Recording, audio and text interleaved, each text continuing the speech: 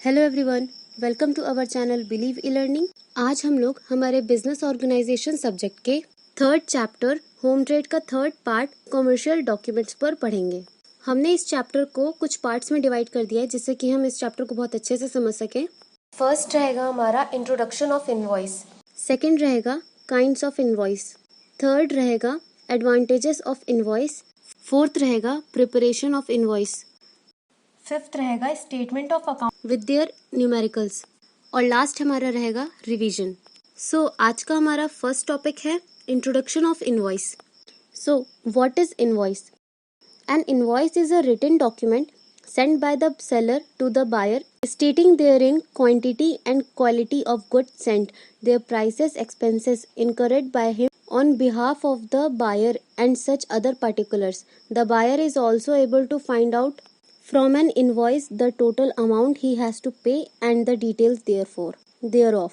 मतलब इनवॉइस का मतलब है कि एक रिटन डॉक्यूमेंट रहता है जो सेलर बायर को लिख कर देता है, जिसमें वो सारे गुड्स की quantity, quality, rate, price, discount, expenses सभी चीजें मेंशन करता है और उसका टोटलिंग करके अपने बायर को सेंड कर देता है, जिससे कि उसको पता चले कि उसे कितना अमाउंट उसके गुड्स का पेमेंट करना है।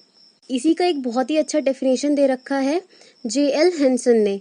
Invoice is the document which is related to sales of goods और commodities and which provides the gist of trading transaction.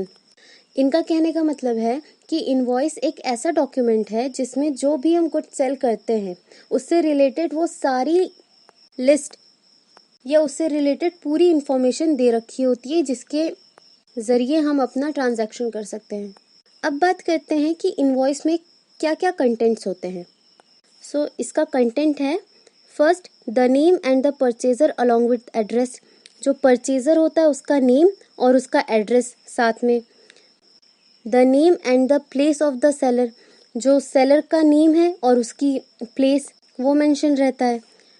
Telephone number and telegraphic address if any, या जो टेलीफोन नंबर रहता है हमारे buyer का।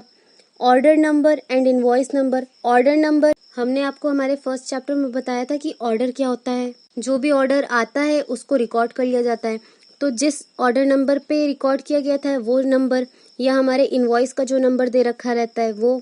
Fifth हमारा dispatch date है।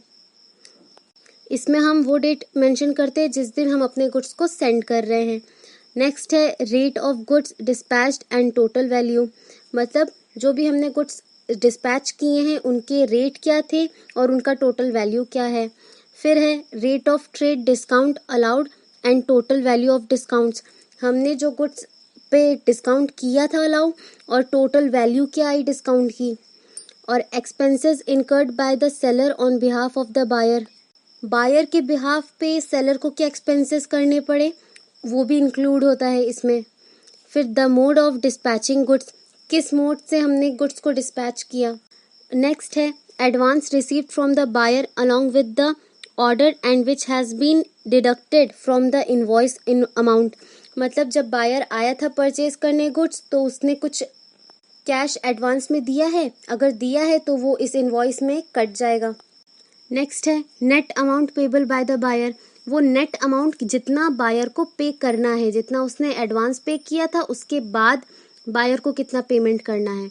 Next है the mode of sending railway receipt, it's number, procedure for obtaining the railway receipt, मतलब किसके थ्रू हमने रेलवे रिसिप्ट सेंड किया, नंबर क्या है उसका और किसके जरिए हमने रेलवे रिसिप्ट अपना ऑब्टेन किया। E&OE, इसका मतलब है एरर एंड, इसमें जो भी एरर्स रहते हैं या कोई चीज हमारी इनवॉइस में छूट गई है तो वो हम E&OE में मेंशन कर देते हैं। नेक्स्ट आता है सिग्नेचर, इसमें सेलर का सिग्नेचर बहुत इंपॉर्टेंट रहता है। सो ये कुछ कंटेंट्स थे और इनवॉइस की मीनिंग और उसका डेफिनेशन था। आई होप आप लोग को समझ में आया हो। अगर अभी भी आपको कोई डाउट्स हैं तो आप कमेंट बॉक्स में मेंशन कर सकते हैं। बाकी हम अपने नेक्स्ट लेक्चर में काइंड्स ऑफ इनवॉइस पर बात करेंगे। Thank you, have a good day.